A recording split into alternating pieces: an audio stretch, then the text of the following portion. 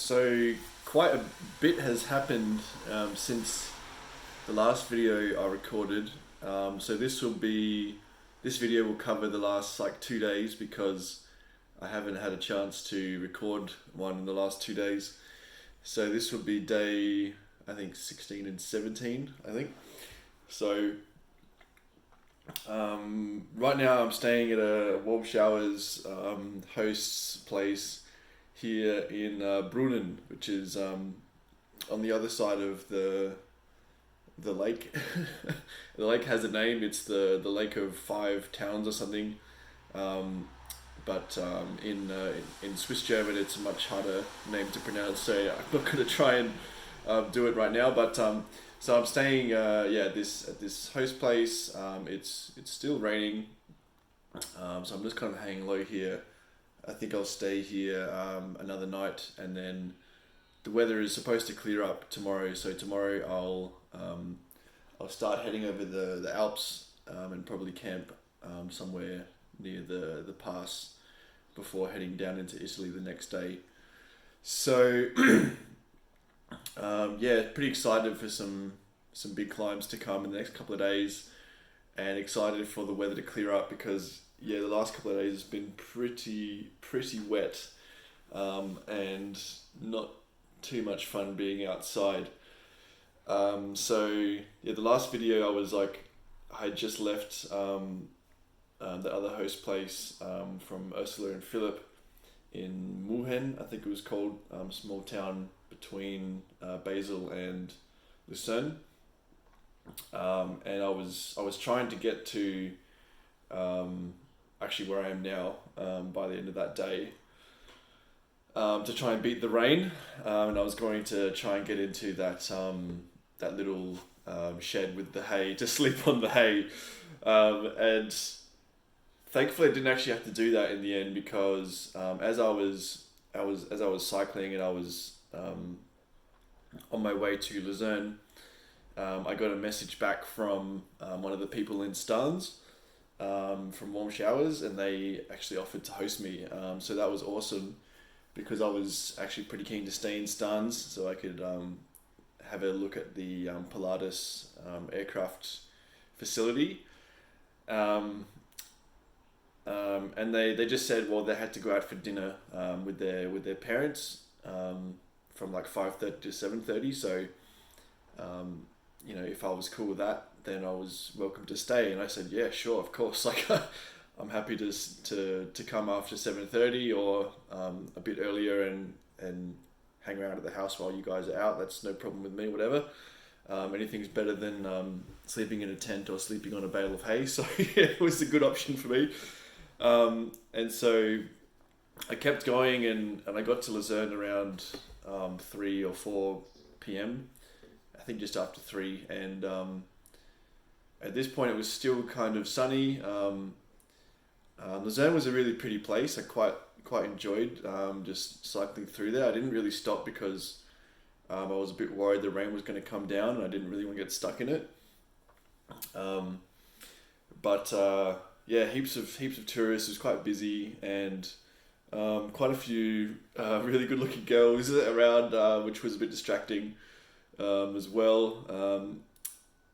And I at this point I actually did stop for a bit because I was like right at the end of Shantaram, so I just wanted to sit and listen to the end of it, which I did. And it's a really long book and I don't want to give a full detailed review of it, but basically what I realized at the end of the book is all about love, and love between friends, love between lovers, brothers, sisters, mothers and fathers, and really quite a powerful book about the human experience and redemption, I suppose, and I guess the grittiness of the human experience, and particularly India. I guess India is a bit of a caricature for the rest of the world in that sense. Quite powerful in terms of the message of love. And I think listening to that, being back in the big city of Lucerne, and also reflecting on Seeing that woman like walk into the church the day before to get married put me in a bit of a kind of a melancholic mood because um, I just kind of started to feel like this whole trip. I thought it's been really amazing. It's been all by myself, and I haven't really been sharing it with anyone else, which I guess just made me a bit sad and felt a bit lonely,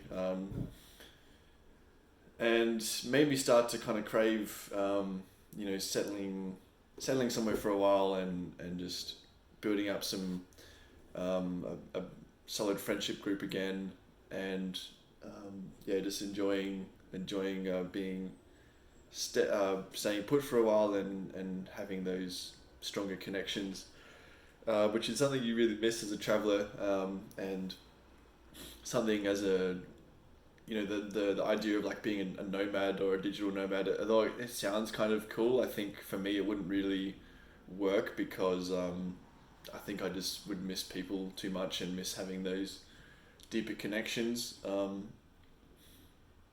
I guess it's just revealing to me that I think for me it makes more sense to stay put for a while. It kind of works better for me, but I'm still going to finish this trip regardless, and I'm still really enjoying it, and I'm still excited for the next few thousand kilometers to come. So with this kind of like melancholic mood, I pushed past the zone, and I started heading down, up and down a few hills on the way to Stans, and this is when the rain started to come in quite strong, and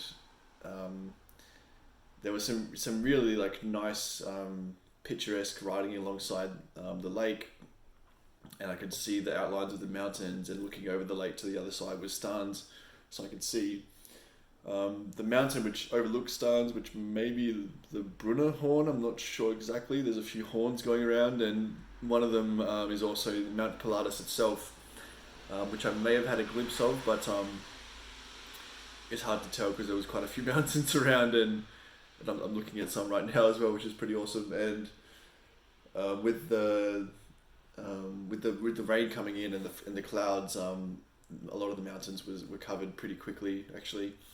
So I cycled into Stans quite soaked actually, quite thoroughly soaked. I had the rain jacket and the rain pants on again, but my feet were completely soaked, and it had started to seep through to my shirt underneath as well. I got there and wasn't sure who I was going to meet, because you're never really quite sure what's going to happen when you arrive at these places. And Julian opened the door and kind of looked me up and down and saw how wet I was, and he offered for me to go around the back to put my bike in the shed, and then we walked upstairs to kind of dry off, and introduced me to his to his wife Natalie, and we had a quick chat, and I could tell straight away that these guys were people that I would get along with quite well. They had done their own bicycle travels quite extensively. They actually cycled from Stans all the way to Georgia, I think it was, maybe Azerbaijan, and then they sent their bikes back to Stans, and then they continued on foot, or like by bus and train and ferry all the way to China, and then eventually to Vietnam, where they bought some new bikes, and then they did another bike trip around Vietnam, Laos, and Thailand. So we had like lots of good chats about that, but they had to quickly go off to their family dinner, which was fine because I needed to have a shower and cook some dinner myself and kind of clean up a bit. I was a bit of a mess still at this point, so they left. I did that, and then they came back, and we all sat on the couch and had a couple of beers and just chatted for a few hours, and it was just really nice. I'm still kind of trying to get used to this whole thing where strangers just let you into their house, and even after 10 minutes of meeting you, they're happy just to leave and leave you in the house with all their stuff, and you're basically a stranger. And it's just so nice that people do this, and it's free. I can't believe it. It's just the nicest thing to be a part of, and I really hope that once I have my own place, I can give back as well, and not just take. But yeah, so cool that we got to chat for so long and hearing about their travels. And they caught the ferry from Azerbaijan to Kazakhstan, across the Caspian Sea, which was something I was kind of thinking about doing as well after Turkey. And yeah, they confirmed that it's really shit. So yeah, I'm still kind of toying with that idea, but I'm leaning towards no. Particularly because it's going to be winter around that time, and it's going to start getting really cold, especially in Kazakhstan, like minus 10 and 20 degrees. So I don't really want to be around that time, particularly not on a bike. It's going to be really hard. So yeah, I mean, thanks Julian and Natalie for hosting me. It was awesome. And they even recommended a pharmacy to go to the next day to have a look at my hand, because it was really quite swollen yesterday. So I got some antihistamines, and it's come down quite a bit now. So hopefully tomorrow it will be back to normal. But I mean, that was the evening. The next morning, Julian went to work pretty early. He's a design engineer as well. Actually, all three of us were engineers, which was quite funny. And Julian actually used to work at Pilatus, doing a trade apprenticeship, so that was pretty interesting as well. But in the morning, Natalie didn't have to work, so we had breakfast together and kind of chatted for a while the rain continued to pour outside, and eventually I couldn't delay it any further, and I packed up and headed off into the pouring rain. And I was pretty quickly pretty soaked, and I was on a bit of a mission because there's a ferry to catch to the other side of the lake, so I wanted to try and catch that so I didn't have to wait another hour for the next one. So I was kind of speeding through the pouring rain towards the ferry.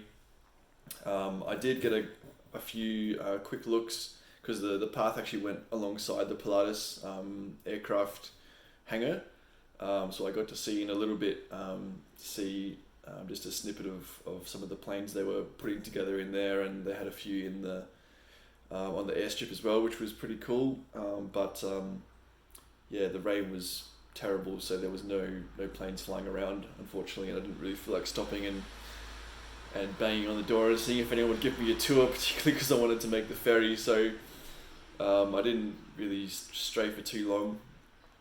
It was cool to see though, there was a PC-9 aircraft sitting kind of on a stand on a roundabout, heading towards the facility. So I took a couple of photos of that, and it reminded me a lot of in Australia, in a small town of Sale, which is where all the PC-9s and now PC-21s are kept for Air Force training.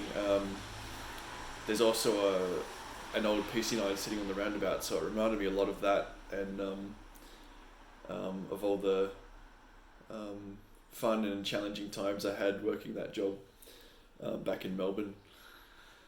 So that was kind of cool, and I must admit I've thought a few times about applying to work for the Pilatus company here in Stans, and the idea is still kind of bouncing around in my head. I guess it would be really cool to live here in Switzerland for a while, and that would be a pretty good opening, but I'm just really wary because I feel like that would be another step backwards. I kind of already did that when I resumed working in that area when I came back from my last travels, and I don't really want to step back into that again, particularly after all the work I've put in to try and get into the marine conservation space. I kind of want to stay in that area, so I don't think going back and working for Pilates is really the best option, if they would even take me, because I think I'd need to learn Swiss German, which would be quite a challenge for me. But anyway, so I continued, and I did jump on the ferry, and in the end it was just me and one other car on the ferry, which was pretty funny. And it was a nice ferry ride. I enjoyed it, over the river with the kind of the clouds coming in and the sea spray mixing with the rain. It was a bit thematic, I guess you could say. And it was Mum's birthday as well, so I managed to use the Wi-Fi from the ferry to give Mum a call, and thankfully she answered, and we had a bit of a chat about what she'd been up to and my trip so far, because it was the first time that I managed to give them a call so far, which was really nice to chat to them, even though it was just briefly, because when I jumped off the ferry on the other side, the Wi-Fi dropped out and couldn't call them anymore. So it was just a brief chat, but it was nice. And then and then I continued riding along the lake on the other side, to my my next warm showers host here in Brunnen, which is Damien and Natalia. And so I was really grateful that they had offered to host me as well. So this would be my third warm showers stay in a row, which has been really nice, to get out of the rain, and also nice to have some company, because as I said before, I was starting to feel a bit melancholic and lonely, I guess, on this journey. So it's been a really nice way to connect with local people and share stories. But it's pretty much as soon as I got off the ferry and started riding towards Brunnen, I got another flat tire, and again, I don't know what caused it. I pulled over and inspected the inside of the tire, and it looks perfectly fine. There's no holes in this one. It was the one which I didn't change, so this one has done probably over 4,000 kilometers on that tire, maybe a little bit more. So it's actually looking pretty good. The tread's looking good. So I wasn't sure what the problem was. I took the tube out. I did find the hole, and I tried to repair it, but because it was raining so much, the patch actually just didn't stick. It fell off straight away. So at this point, I was pretty sick of standing in the pouring rain changing a tire, which seems to always happen to me. And so I put in my one of my spare tubes and pumped it back up. But then as I was pumping it up, my pump literally just like fell apart in my hands. At which point I was like, all right, well, I might actually need someone to give me a lift into town now, because this is getting pretty catastrophic. But I managed to be able to use the pump enough so that I could still pump up the tire, and then eventually after a while I realized that I could screw it back together, even though one of the O-rings is broken. So it still seems to be working, but I think I will get a new pump at the next opportunity, because I've lost faith in this pump basically. It's failed me a few times now. And so once I fixed the pump and fixed the tire and put it all back on and started heading off again, I was thoroughly soaked at this point, and luckily Brennan was pretty close by, and it was only another 5Ks or so into town. So I got in and sat down, and I actually had a coffee because it was only 3 o'clock or something at this point, and it seemed kind of silly to go to the host's place already. I just wanted to give them a bit of space and myself a bit of time to dry off, I guess. So I had a coffee and had a pastry at a local cafe, which ended up being like $16 or something ridiculous. And so I sat and I used the Wi-Fi for a while to compensate for that. And I did a whole bunch of planning. So I planned out my route through Italy over the next couple of weeks. So that confirmed to me that I should be able to get to Croatia by about mid-September, which is pretty good.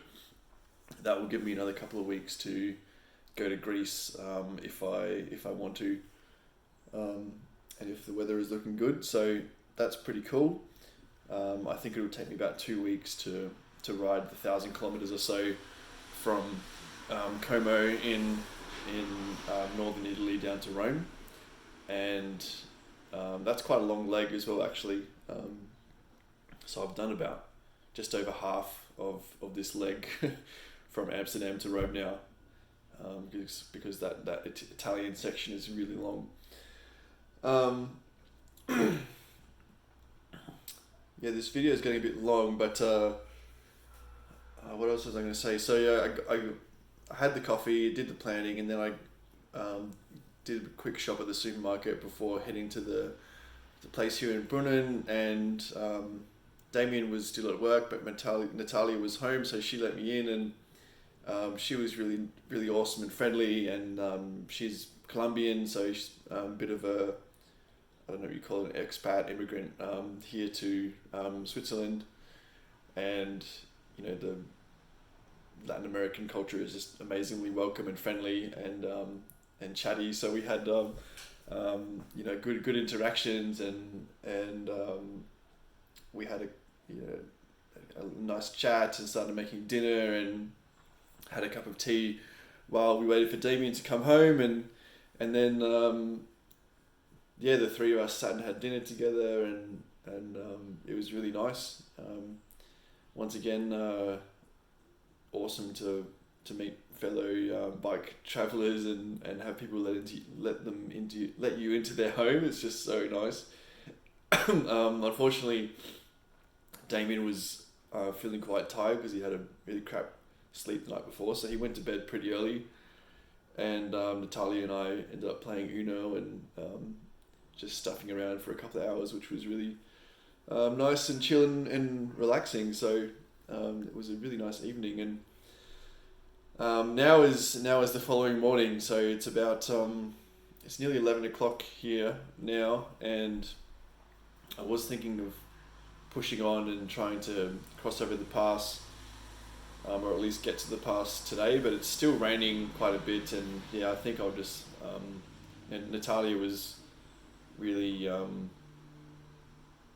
happy for me to stay another night, so I think I'll just do that, and wait for the really nice weather to start tomorrow, and then I'll have a really good run over the pass, and potentially do a bit of a hike up one of the mountains as well before heading to Italy. So yeah, pretty excited for that. Yeah, I'll just have a bit of a rest day today, a proper rest day, and not do too much. And just before I finish this video, I'll just show you the view that I'm looking at the moment. So this is the little, like, kind of, I don't know what you call it. It's an area for sitting, and then over here you can see, where is it? Here, the mountains, and then just in between these houses here, where is it? Here is the lake. So absolutely stunning location, so super awesome to be here. So yep, I'm gonna finish this video here, and next time you hear from me, I'll probably be somewhere up in the Alps. So wish me luck, and thanks for watching.